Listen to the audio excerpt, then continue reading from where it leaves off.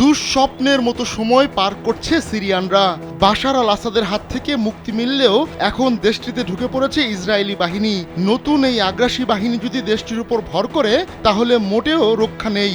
গাজা লেবাননে রক্ত ঝরিয়েও যেন বেনিয়ামিন নেতানিয়াহুর স্বাদ মিটছে না। তাই এবার তার নজর পড়েছে সিরিয়ায়। দেশটির বিশাল অঞ্চল দখল করে নিয়েছে ইসরায়েল। এমত অবস্থায় নেতানিয়াহু সিরিয়ায় আসলে কি চাইছেন তা নিয়ে ধোঁয়াশা তৈরি হয়েছে। বাশার আল আসাদকে হটিয়ে রোববার সিরিয়ার শাসন ক্ষমতার নিয়ন্ত্রণ নেয় বিদ্রোহীরা।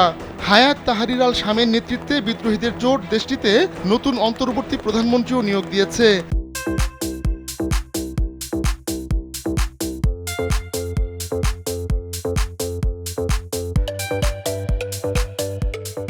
কিন্তু ইসরায়েল থেমে নেই। বাশার আসাদ পালিয়ে যাওয়ার সঙ্গে সঙ্গেই সিরিয়ার সঙ্গে সীমান্তবর্তী বাফার জোন দখল করে নেয় ইসরায়েল।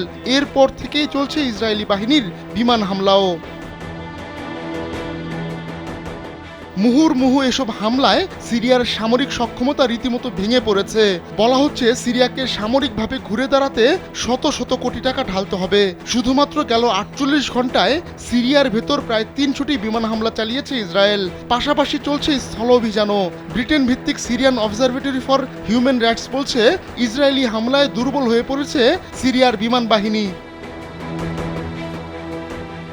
মিডল ইস্ট মনিটর এক প্রতিবেদনে জানিয়েছে ইসরায়েলি ট্যাঙ্ক কুনেইত্রা ছাড়িয়ে এখন সিরিয়ার রাজধানী দামেস্কের উপশহরে পৌঁছে গেছে। এখন তাদের অবস্থান কাতনা থেকে মাত্র 3 কিলোমিটার ও দামেস্ক থেকে 20 কিলোমিটার দূরে। স্থানীয় সূত্র জানিয়েছে আর্না, হিনা ও আল হুসাইনিয়ার মতো দামেস্কের দক্ষিণাঞ্চলেও বেশ কয়েকটি শহরতলি দখল করে নিয়েছে ইসরায়েলি বাহিনী। বিদ্রোহীদের প্রায় 2 সপ্তাহের অভিযানে পতন ঘটে বাশার আসাদের 24 বছরের শাসনের। সেই সুযোগ কাজে লাগিয়ে দখলদারিত্ব বাড়ানোয় মনোযোগী হয়েছে ইসরায়েল। 1974 সালের চুক্তি ভেঙে ইসরায়েলি বাহিনী গোলান মালভূমির বাফার জোন দখল করে নেয়। এমনকি গোলানের কৌশলগত মাউন্ট হারমানও দখলে নিয়েছে তারা। সিরিয়ার গোলান মালভূমি আজীবনের জন্য ইসরায়েলের অংশ হবে বলেও ঘোষণা দিয়েছেন নেতানিয়াহু। পরিস্থিতির সুযোগ নিয়ে ইসরায়েল নিজের মুখোশ ছেড়ে বেরিয়ে আসায় আঞ্চলিক বিভিন্ন দেশ এর নিন্দা জানিয়েছে।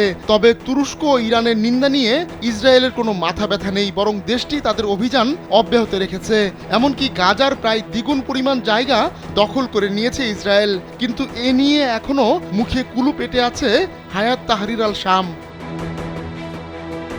আহমদুল্লাহ শিকদার, কালবেলা।